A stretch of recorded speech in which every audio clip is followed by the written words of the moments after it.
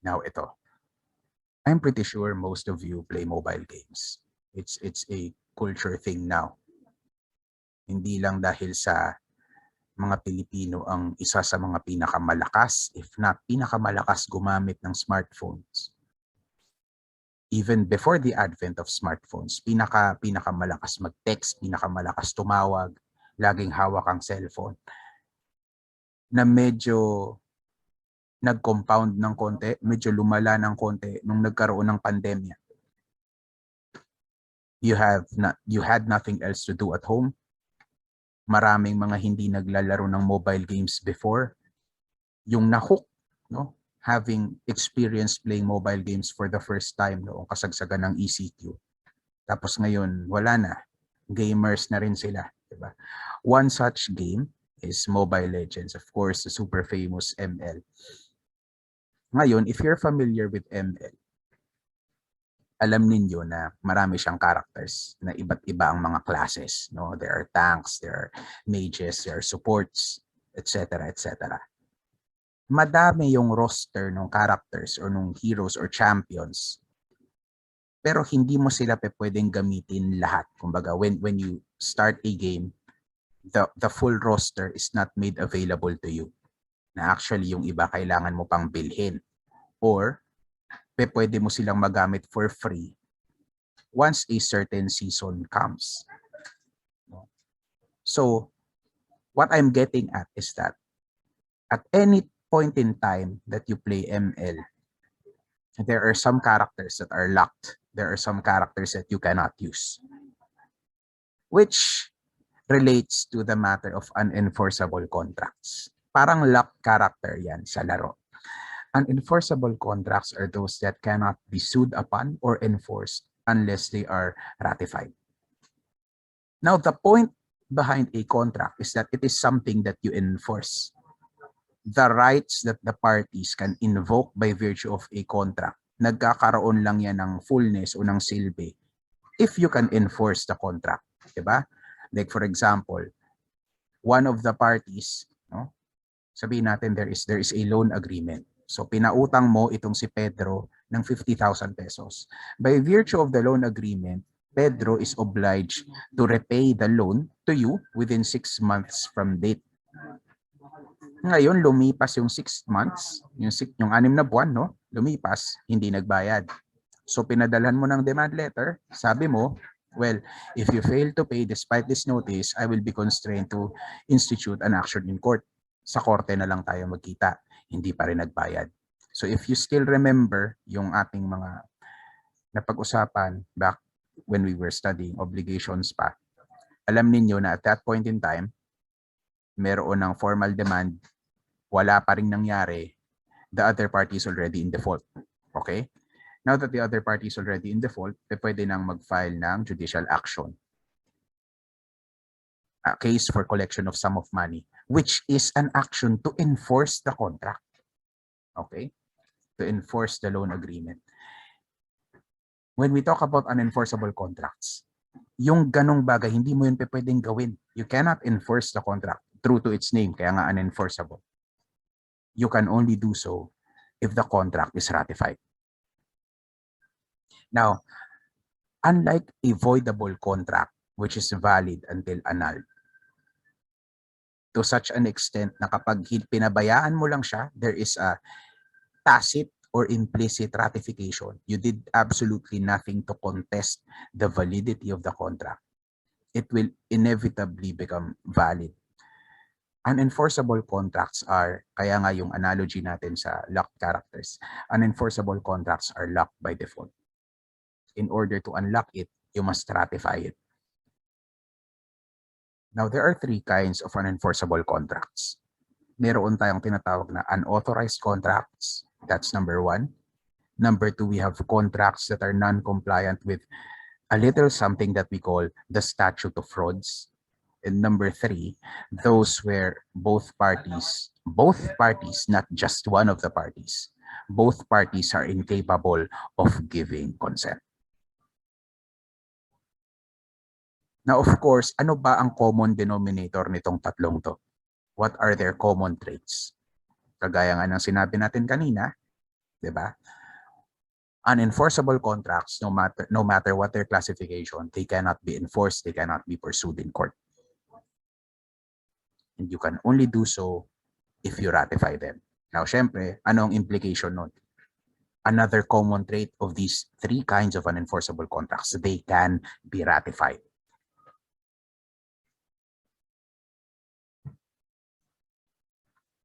Now, of course, on the matter of ratification, yung contracts infringing the statute of frauds, these contracts may be ratified by the failure to object to the presentation of oral evidence to prove the same. So merong evidence other than the contract itself pointing to the existence of the contract. Oo, merong kasunduang ganito entered into by the parties on this particular date. Tapos ito yung terms, no? Ito yung terms ng kanilang agreement. So perhaps merong witness na nakakita o nakarinig. Tapos that witness testified in court in favor of the existence of the contract. Now, of course, the party who contests, no, or who questions the existence and or the validity of the contract, it is upon them to object, no? Objection, Your Honor. The best evidence of the contract is the contract itself. Now, if there is a failure to object like that, that amounts to ratification. Okay? Now, of course, another way to ratify would be if the other party accepts benefits under the contract. Now, we will be discussing the statute of frauds in a bit. Pero para lang magkaroon kayo ng proper context, ma-picture nyo siya sa isip ninyo ng maayos. When we speak of the statute of frauds, ang ibig sabihin nito, there are some contracts na kinakailangan in a particular form. They have to be in writing, no? Generally, in order to be enforceable. Kaya, di ba, doon sa presentation of oral evidence, wala ngang written contract. Kaya mo kailangan ng extant proof to establish that the contract exists, to establish that the contract provides for these terms and clauses. Now, itong second way to ratify, wala ngang written contract, hindi ba? But there is an acceptance on the part of the other party of benefits under the contract. So may natatanggap siyang bayad, may natatanggap siyang thing or object or goods. Paano mo magagawang i-dispute yung enforceability ng kontrata? Nakikinabang ka na. That also amounts to ratification. Now, how about in contracts where both parties are incapable of giving consent? Parehong insane, parehong not of legal age, parehong demented yung mga parties, no? If there is an express or implied ratification on the part of the parent, of the guardian, of one of the contracting parties, it makes the contract voidable. Okay? Kasi dalawa nga, sabihin natin dalawang minor de edad. Yung guardian nung isa dun sa mga minor de edad, ni-ratify yung kontrata. Voidable na siya because ang effect nun, no, with regard to the party whose guardian ratified the contract, nawalan na nung defect on their end. So sino na lang yung naiwan? The other party, the minor, a minor as well, na hindi naman nagra-ratify yung guardian. So nandoon yung defect of consent. Isa na lang. So from unenforceable, naging voidable siya. Now, if there is express or implied ratification by the parents or guardians of both parties, parehong nag-ratify, from unenforceable, the contract becomes valid. Na-cure yung defect dun sa magkabilang dulo. Okay? This is provided under Article 1407 of the New Civil Code. Now, the question, no? The question looms over us. Sino ba ang pwedeng kumwestiyon? Sino ba ang pwedeng mag-assail ng unenforceable contract? Can a third person, can a non-party do that? The answer, as provided under Article 1408 of the New Civil Code, the answer is a clear no. Unenforceable contracts cannot be attacked by third persons. Only the parties may assail an unenforceable contract. Take note that this characteristic is unique to unenforceable contracts.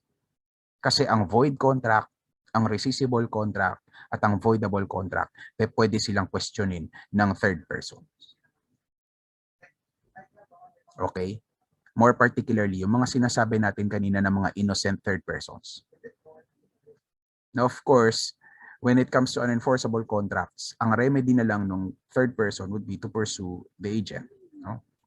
Hindi mo naman maki-question yung validity ng kontrata mismo. Maghabol ka na lang ng ibang tao.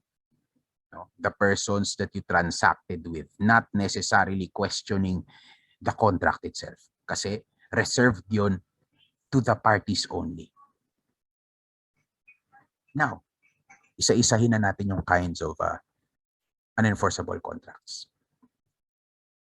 When we speak of unauthorized contracts, these are contracts that have been entered into in the name of another person by one who has given no authority or legal representation or one who has acted beyond his or her powers.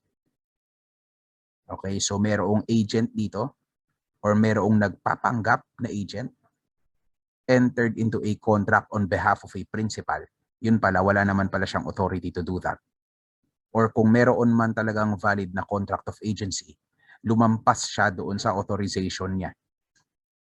Meron siyang pinasok na kontrata na actually hindi naman part ng kanyang job description. Now, how about the statute of frauds na medyo napasadahan na natin just a short while ago?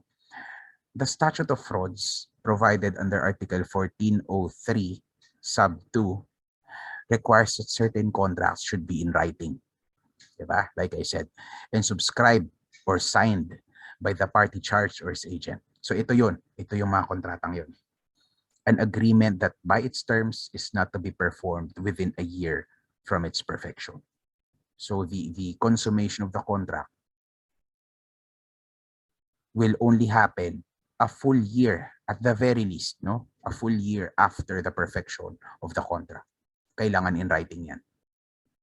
Now, of course, with regard to this subcategory, kung yung kontrata ay walang nakalagay na provision as to the period of its perfection or consummation, hindi nakalagay kung kailan ipe-perform, no? Kung kailan ipe-perform yung obligations as per the contract, hindi siya covered ng statute of frauds. Kailangan malinaw that the obligations should be complied with at least a year, no? At least a year and 1 day from the perfection of the contract. Kailangan in express terms nakalagay na yun yung intent ng parties. At kapag gano'n ang intent, according to the statute of frauds, the contract must be in writing. Now, of course, the period may be proved by parole evidence. Kasi di ba nga, ano ang implication when we talk about an unenforceable contract that is not compliant with the statute of frauds? Walang written contract. Kaya papasok yung oral evidence o yung technically evidence outside the contract, yung tinatawag nating parole evidence. No, I'm not joking, ganyan talaga ang tawag sa kanya, parole evidence. So kapag mayroong tanong na ganito sa exam, how can you prove the existence of an unenforceable contract that is not compliant with the statute of frauds? Isipin ninyo yung mental image ng parole. Kahit na wala pang ber months, isipin nyo parole. Kasi yun ang sagot, parole evidence. That is how you prove it. Parole evidence pertains to evidence outside the contract. Hindi siya parte ng contract kasi wala namang proof ng kontrata. There is nothing in writing. And when there is nothing in writing, the contract would be rather easy to deny. Wala naman tayong kontrata, wala nga tayong napagkasunduan na nakasulat. Ang daling i-swat away nung premise na you are bound by a contract.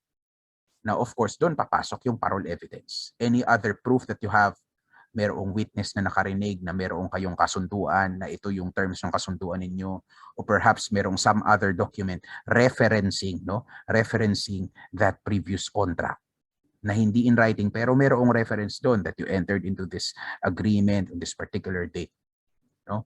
Prior and contemporaneous conduct negotiations that help explain the terms of this unwritten contract. So pwedeng gumamit ng parole evidence to establish the existence of this contract. Now, how about a contract to be started within the year but is not to be finished within the year? So for example, mga construction agreements, no? Mag-hire kayo ng contractor, magpapataas kayo ng bahay. So syempre staggered yung performance niyan. Pwedeng magsa-start, no, within the year, pero matatapos siya mga a year and a half from now kung super drastic nung renovation or whatnot. Kapag ganun, a contract to be started within the year but not to be finished within the year, this is unenforceable. Unless meron ng partial performance. So meron ng nagawa. Though of course that is not yet full compliance or full performance. There is already consummation, at least in part. Ngayon, kung wala pa, that's unenforceable. Now, if in the contract, the obligation of one party could be completed within a year, kahit walang express na nakalagay na period, no? But reading the contract or perusing the terms of the contract, studying them, makikita ninyo na, itong obligation to do ni other party, kayang-kaya tong tapusin within a year. Like for example, magsa-scan ng mga old documents, no? Scanning old documents na hindi naman ganon karami, clearly can be finished within 1 year. So kapag ganon, kahit na walang explicit reference to a particular period, the contract already falls outside the statute of frauds. So ano pa? Ano pa yung mga ibang contracts na covered ng statute of frauds? A special promise to answer for the death, default, or miscarriage of another. So yung tipong kapag sasagutin mo, you commit to answer for the death of another person. Like for example, no, kapag merong dito sa opisina, kapag kukuha ka ng loan, no, you will apply for a loan grant from yung employees association namin dito sa office. Kailangan mo ng kailangan mo ng magga-guarantee, no, na mababayaran yung utang. So, pwede mo bang pirmahan? Yung mga nag-a-apply ng loan, pupunta yan sa mga kaibigan nila. Pwede mo bang i-garantiya yung loan ko? Or syempre ako, hindi naman ako tumatanggi kasi ganun din naman ako pag nag-a-apply ng loan, sa kanila din ako pupunta. So pipirmahan ko. It has to be in writing. If it is not in writing, if there is no written proof of the contract or the promise, then that would be unenforceable. Another one, agreement made in consideration of marriage. Marriage na hindi pa, na isi-celebrate pa lang, other than a mutual promise to marry, it should also be in writing. Also, an agreement for the sale of goods, chattels, or things in action at a price of not less than 500 pesos. All right? So, mapapansin ninyo, merong price threshold. Kung less than 500 pesos yung presyo, yung produkto, kahit na verbal lang, okay lang. But our civil code provides that if the price is 500 pesos and above, the contract must be in writing. Now, of course, the question that should follow would be, kapag bumili ka, for example, bumili ka ng manok sa SM Hypermarket. Yung OR ba na i-issue sa'yo, does that amount to the written contract required under the statute of frauds?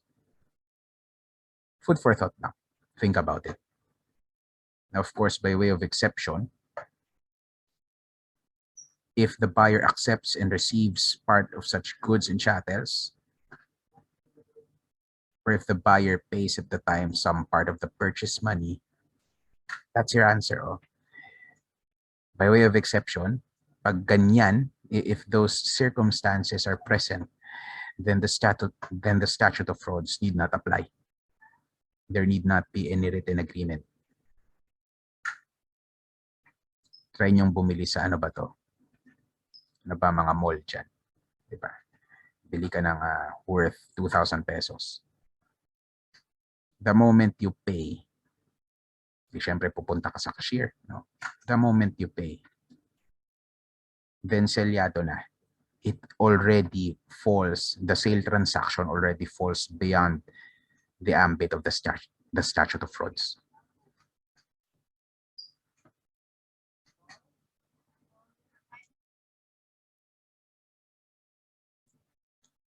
Now, another kind of contract where the statute of frauds applies. An agreement for leasing for a longer period than 1 year. So yung mga lease agreement na 3 buwan ka lang naman titira, or actually ako sa akin, noong nag-review ako for the bar, I stayed at Maginhawa in Quezon City because at the time I was reviewing at UP. So para malapit, para jeep lang ako, considering that I live in Cavite, parang maigi na I stay nearby. Kasi ang hirap nung bumabiyahe ako araw-araw from Quezon City to Cavite and then back to Quezon City to review. Lagi akong pagod. Wala na akong time para magbasa. So what I did, yun nga, nangupahan ako sa pinsan nung batchmate ko. Siyempre, hindi naman ako magsistay doon ng matagal. Ilang buwan lang naman ang review. Wala akong written contract of lease. And that's all right. Okay? Because what is required under the statute of frauds is that the lease contract be for a longer period than 1 year. Okay, now, let us take the case of Paterno versus Yan, GR number L-12218, in a decision of the Supreme Court dated February 28, 1961. Sa kaso na to, merong lease contract, written lease contract for a period of 7 years. Okay? In-extend yung kontrata by 3 years, pero yung extension hindi siya put in writing. The extension of 3 years was only by virtue of oral agreement. Verbal lang. Now, the question was raised before the Supreme Court. Hindi ba to compliant sa statute of frauds? Considering that the 3-year extension was merely made verbally. And, well, the Civil Code provides rather clearly that agreements for leasing for a longer period than 1 year should be in writing. Paano yun? Ang sabi ng Supreme Court, no worries. Compliant yung kontrata sa statute of frauds. Because we have to treat the 7-year written lease contract and the 3-year verbal extension as one singular contract. So dahil in writing naman yung original contract, walang issue as to whether the statute of frauds is violated. Besides, sabi ng Supreme Court, even if i-assume natin na separate agreement sila, we can always prove the 3-year extension by way of parole evidence. Okay? All right. Now, how about?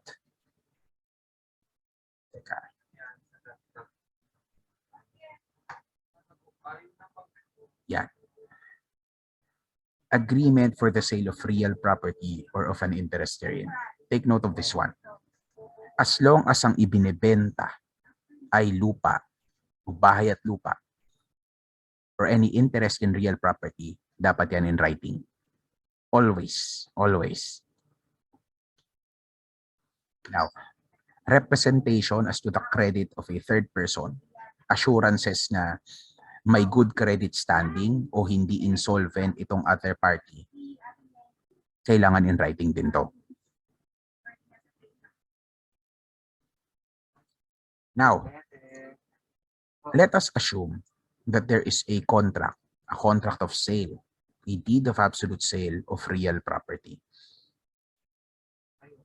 As we have studied just now, literally just now, itong ganitong kontrata should be within the ambit of the statute of frauds and therefore must be in writing. Now, can the parties or can one party to the contract, for example, si buyer, no? Si buyer, syempre, interested siya na magkatotoo o matuloy yung sale. Kasi syempre, ready naman siyang magbayad. Interesado talaga siya na makuha yung lupa. Kasi for example, pagtatayuan niya ng kanyang first house. Now, when a contract is enforceable under the statute of frauds, and yun nga, inevitably, kailangan ng public document, kailangan ng in writing para ma-register yung sale of real property sa Registry of Deeds, para maging enforceable yung kontrata essentially. The parties, no, the buyer here in our example can compel the other party to comply with the written form na kinakailangan. All right?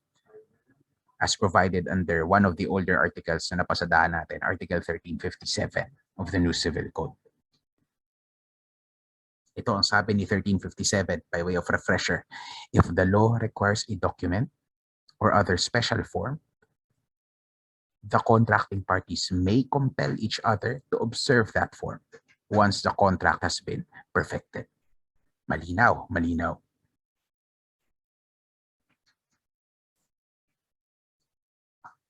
So now, next up we will be talking about void contracts. But let us take a quick reprieve here muna. See you in the next one.